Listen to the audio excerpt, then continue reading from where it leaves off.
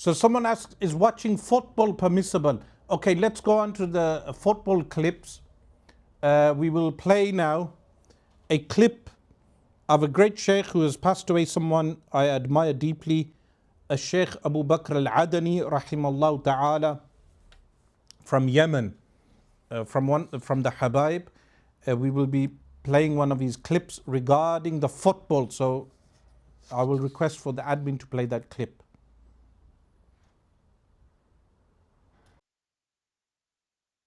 لو رأيتم عند الاحتفالات عندما يفتحوا كأس العالم عندما يفتتحوه ماذا يستخدمون؟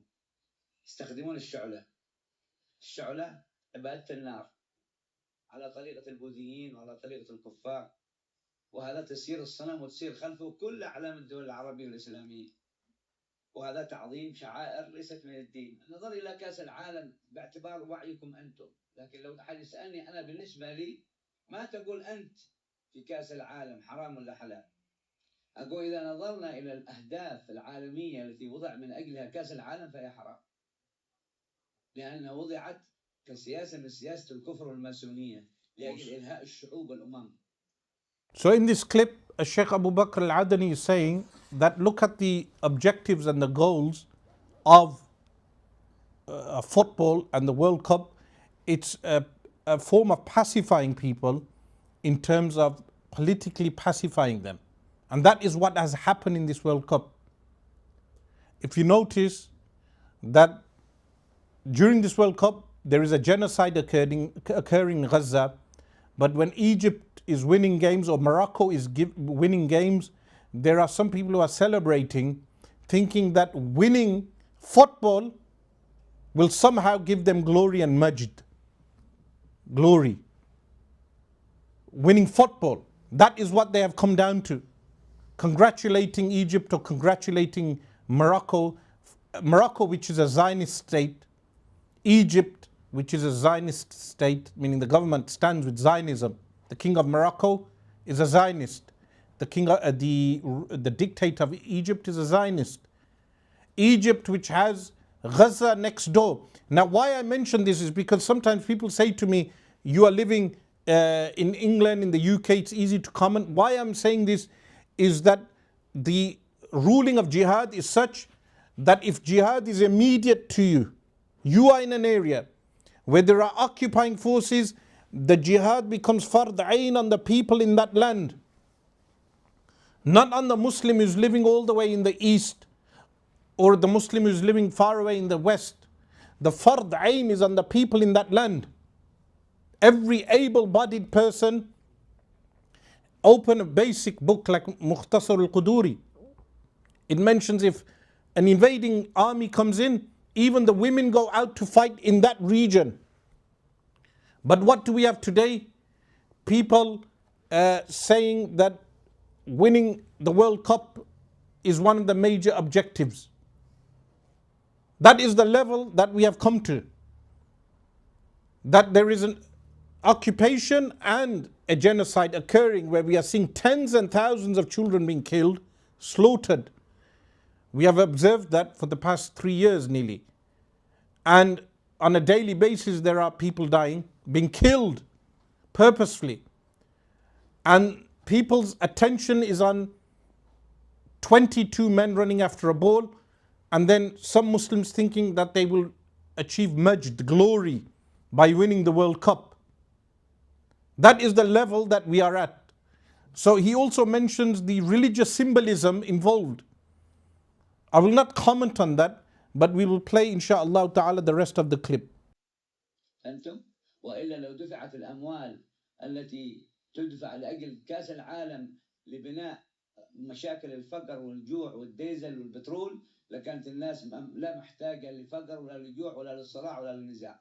لكن تؤخذ الأموال لهذه الألاعيب في العالم وبعد ذلك يجعلون الشعوب تعاني من الفقر. اللي يشيل الكاس، شوفوا الكاس اللي يشيلونه هذا يقفزون بكم المجانين، هذا من اللي أعطاهم فكرة تعظيم هذا الكاس؟ من اللي علمهم يعظمون الكاس؟ وربما سافروا إلى بلدان عديدة لأجل يجتمعون كلهم ويخسرون الملايين والمليارات لأجل يسلمون في نهاية المطاف كله لفريق فائز. كاس، اللهم قد يكون مصنوع من فضة ولا مصنوع من ذهب ولا مطعم بالجواهر، لكنه في نفس الوقت هو عبارة عن كاس. من الذي وضع هذا النظام؟ من وضع هذه الفكرة؟ من هذا الذي استطاع أن يستحوذ على الشباب واستحوذ على الناس واستحوذ؟ هذا الشيطان. أنا متأكد ما حد منكم بيصدق، لأن أنتم تقولوا مثقفين. إيه الثقافة؟ أنت إذا ما عرفت أن الثقافة الإسلامية أن تعرف موقع الشيطان من حياتك، وموقع الشيطان من حياة الناس، وموقع الشيطان من حياة الكافر، وموقع الشيطان من الرياضة. So someone in the comment states, but I think winning is good for optics. My brother, winning doesn't mean anything. It doesn't achieve anything, winning in the World Cup. What we require is an intellectual and military resistance to the world order. The hegemony of Zionism, we need an intellectual and military resistance where we can protect humanity from this evil. And what Shaykh Abu Bakr, rahimahullah, what he mentions in that clip also is that they take the resources, they plunder the resources, control the finance, and then they distract you with the World Cup. It can start from a small, myopic, micro level, from your local politics, that's a micro level, to the macro level. From the micro level is here local politics or local policies, the curtailing of certain freedoms, all of these different things. Local politics, the politics of divide and conquer as we observe now, making people far right and far left and anything in between, and distracting them from what is occurring under their noses. And then to the macro level, where there is fasad, corruption in the seas and on the earth, and the world's resources being plundered by a small cabal, the Epstein class. And then we are distracted by what is referred to as the World Cup. Insha'Allah ta'ala, we will play a second clip with regard to this. أجلس أفكر في لغز لم أدري حله إلى الآن. كل نشاط اجتماعي يتجه إليه الناس لا بد أن يكون له هدف. ولن تجد عاقلا يتجه إلى سلوك ما بدون هدف، فإن لم يكن هنالك هدف فهو العبث. أليس كذلك؟ يعني أنت عندما تذهب في الأسبوع 3 أيام إلى نادي رياضي لتمارس أعمال رياضية لك هدف، من أجل أن ترعى صحتك، من أجل أن تخفف من وزنك، من أجل أن تنشط كيانك الجسمي. إذا حققت هذا الهدف وصلت إلى السقف، انتهى الأمر. أنا أسأل، ما هو الهدف العقلاني من هذه المباريات التي يحتاج إليها العالم بشكل عجيب عجيب عجيب غريب جدا؟ قل لي ما هو الهدف؟ هذا هو اللغز، أنتظر الجواب. ما هو الهدف؟ ما في ولا هدف. يا أخي هالكرة هي شو قصتها؟ إذا شغلت رياضة لها سقف، أليس كذلك؟ متى وصلت إلى غايتك من هذه الرياضة فقد أنجزت المطلوب وجلست مستريحا. ما هو الهدف الذي لم يتحقق بعد من هذه المباريات الرياضية التي شلت أذهان الناس والتي جعلت الناس كلهم يتركون أعمالهم وشؤونهم ودنياهم وقضاياهم المصيرية وإنسانيتهم في سبيلها. أنا أتمنى لو أن زيدا من الناس يعطيني الجواب عن هذا السؤال. ما هو الهدف؟ كأس العالم. شو كأس العالم؟ كأس العالم وسيلة لهدف. هلا أنا لما بيجي لطالب مجد برز في امتحاناته أعطيه جائزة. الجائزة هدف أم وسيلة؟ وسيلة لتشجيعه، وسيلة لتشجيعه من أجل أن يبرز ويكون نفسه تكوينا علميا، تكوينا ثقافيا، يصبح إنسانا خادما لمجتمعه. لكن طيب كأس البطولة الدخيلة كذا وسيلة لشو بقى؟ وسيلة مشان بكرة بقى يرجعوا تاني خطرة يلعبوا بالفطبول إيش الهدف؟ ماني فاهمان. خطط صهيونية ترسم لتتلاعب بالأمة الإسلامية كما يتلاعب الناس بأقدامهم بهذه الكرة. هؤلاء يتلاعبون بالكرة قذفا من يمين إلى شمال فشمال ويمين، وهؤلاء الصهاينة يجعلون منا كرة لهم. والله هذا هو الحل، هذا هو الجواب.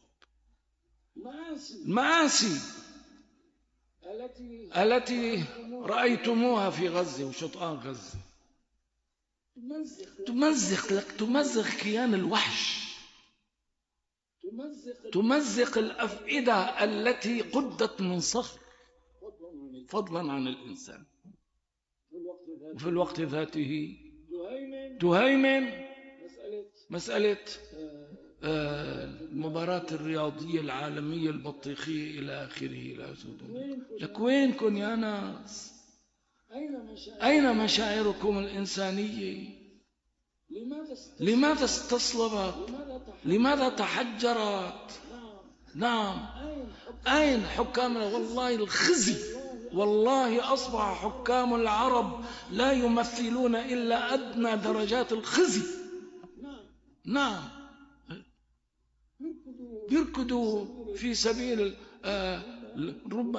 مباريات الفضائية هن نفسهم وبيهتموا بالآخر. يعني صديق من أصدقائنا كان يحضر رسالة دكتوراه في بلدة من بلادنا العربية. نعم، وكان على موعد مع المشرف عليه ليذهب فيقرأ له بعضا مما قد كتب. ذهب إليه في الميعاد المخصص، ولما جلس واطمأن به المجلس في داره قال له في حال استثنائية اليوم: ما هي؟ في مباراة بين الأهلي والزمالك، ما مستطيع ندرس، بدنا نقعد. نعم، أجلسه يعني اعتذر، لا جلسه حبسوا عنده كمان. نعم، أجلسه عنده، والأستاذ الجليل نعم أصبح عقله هكذا. نعم، وأصبح يتابع مباراة الأهلي والزمالك. So I just want to cover some questions. Someone asked, why do you support Aston Villa? I supported Aston Villa in context of taking on Tommy Robinson. We went to confront the far right outside of Aston Villa ground. Unlike so many people who would not want to confront them, like this Abdul Haris writing on here to sort out your Mirpuri community. My brother, the Mirpuri community is the community that built so many of the masajid in this country. It is the community that stands up against the far right when wimps like you cannot do so. It's those same Mirpuris that you will have harsh language towards. Those Mirpuri are the people who go out and break the jaw of the odd racist who attempts to take the headscarf from your mum's head or your sister's head. It's those Mirpuris that you hate. It's the same Mirpuris that fund the peers, all these sheikhs, Arab sheikhs who come from abroad, all the peers who come from abroad. It's the Mirpuris who fund them. It's the Mirpuris who fund all the mosques, or most of the mosques. So before you get racist, because I do smell a Hijaz college troll, because Zain al-Aqtab is known to look down on Mirpuri folks, people from Mirpur, from that region. And some people are so ignorant of what Mirpur is that they think anyone who speaks Batwari is a Mirpuri. Someone could be from another region that speaks the same language. Overall, Mirpuris are a minority, because if you count the people who speak Batwari from all the other regions, overall the Mirpuris would be a minority. But it's easy for you to pick on them. Even though their elders, when they came here, they constructed these masajid that people want to blot out history. Central Masjid in Birmingham, everyone knows, was constructed by Baba Zaman from Murakanyal. But his name is blotted from the history. Similarly, the Mirpuri community funded all these main masajid. Gamgol Sharif Masjid is funded mainly by the Mirpuri community. The Ziyal Quran Masjid, all the big masajid you see here in Birmingham, in Bradford, up and down in London. So do not come out with your racist comments. So very clearly to say to you, I was there to take on the far right, to fight the far right if they attack our homes, if they attack our sisters. It's not overweight people like you that come and do that. And no offense to good overweight people. So I would want to say, with regard to a second question someone asked, is that someone asked, why is it fard on those local people in that region to do jihad, and why is it not fard on those who have capability like Pakistan and Turkey? Military intervention is fard on those countries also. But I was referring to individual fard al Ayn. Understand what I say. Fard al Ayn is the individual fard on that person. And similarly, that is the individual fard on that person. But there is a Fard Kifayah on the Ummah, a global obligation, a contribution that they must make. But Tahrir al-Quds al-Sharif, today, Tahrir al-Quds al-Sharif, the freeing of Al-Quds al-Sharif is a Fard Kifayah in the entire Ummah. That is what I will say.